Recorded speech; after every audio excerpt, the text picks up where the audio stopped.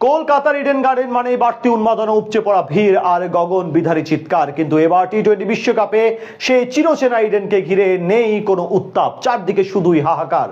বিশ্বকাপের মতন বৈশ্বিক আসরের ম্যাচগুলোতে টিকিট যেখানে সোনার হরিণ হওয়ার কথা, সেখানে এবারের বিশ্বকাপকে ঘিরে কলকাতায় দেখা যাচ্ছে না বিন্দু মাত্র উন্মাদনা। তবে কি বাংলাদেশ নেই বলেই টিকিট বিক্রিতে লোকসান হচ্ছে ভারতের? বাংলাদেশকে বাদ দেওয়ায় টিকিট বিক্রির এই হাহাকার নিয়ে বিস্তারিত এই রিপোর্ট। এবারের টি-20 বিশ্বকাপে কলকাতার চিরচেনা ইডেন গার্ডেন্স যেন বড্ড অচেনা। বিশ্বকাপে বাংলাদেশ নেই, তাই কলকাতাবাসীরও যেন বিশ্বকাপ নিয়ে নেই তেমন কোনো আগ্রহ।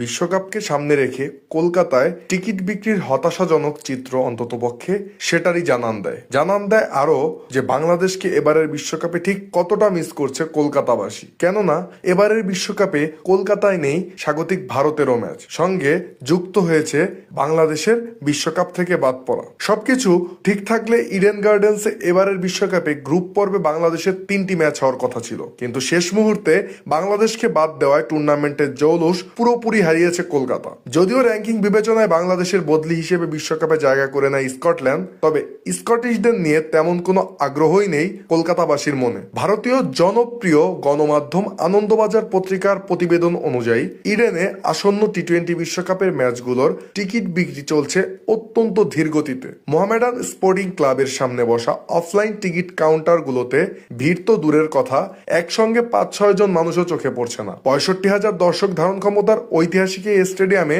ম্যাচ ঘিরে এমন অনাগ্রহ নিকট অতীতে খুব কমই দেখা গেছে। টিকিট বিক্রির পরিসংখ্যানও বলে দিচ্ছে হতাশার কথা। এখন পর্যন্ত সব ম্যাচ মিলিয়ে 21,000 টিকিটও বিক্রি হয়নি কলকাতার ইডেন গার্ডেন্সে। ওয়েস্ট ইন্ডিজ বনাম স্কটল্যান্ড ম্যাচের টিকিট বিক্রি হয়েছে মাত্র 2,917টি। আর স্কটল্যান্ড বনাম ইটালির অবস্থা তো ভয়াবহ। ইউরোপের এই দুই দেশের ম্যাচের টিকিট বিক্রি হয়েছে মাত্র 348টি। এছাড়া গ্রুপ পর্বের বাইরে সুপার 8 ও সেমিফাইনাল মিলিয়ে সর্বসাকুল্যে বিক্রি হয়েছে 9,000-এর মতো টিকিট। দর্শকদের এই অনাগ্রহের বড় কারণ হিসেবে দেখা যাচ্ছে গ্রুপ পর্বে ইডেনে স্বাগতিক ভারত এবং প্রতিবেশী বাংলাদেশের কোনো ম্যাচ না থাকাকে। তবে আসার কথা হলো এই যে টিকিট বিক্রি কম হলেও আর্থিক ক্ষতির মুখে পড়তে হচ্ছে না আয়োজক সংস্থা cricket association of Bengal CAB কে। কেননা ম্যাচ আয়োজনের জন্য ICCর কাছ থেকে প্রাপ্ত অর্থেই খরচ উঠে যাচ্ছে তাদের। উল্লেখ্য যে IPL এর রেকর্ড রুপিতে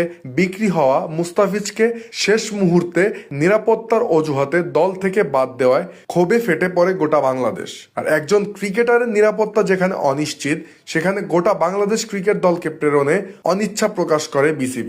ICCর কাছে বিকল্প দেশ শ্রীলঙ্কায় নিজেদের ম্যাচগুলো স্থানান্তর করতে অনুরোধ করে বাংলাদেশ ক্রিকেটের নিয়ন্ত্রক সংস্থা BCB। তবে ICC তাতে সায় না দিলে শেষ পর্যন্ত বিশ্বকাপ থেকে ছিটকে পড়ে টাইগাররা।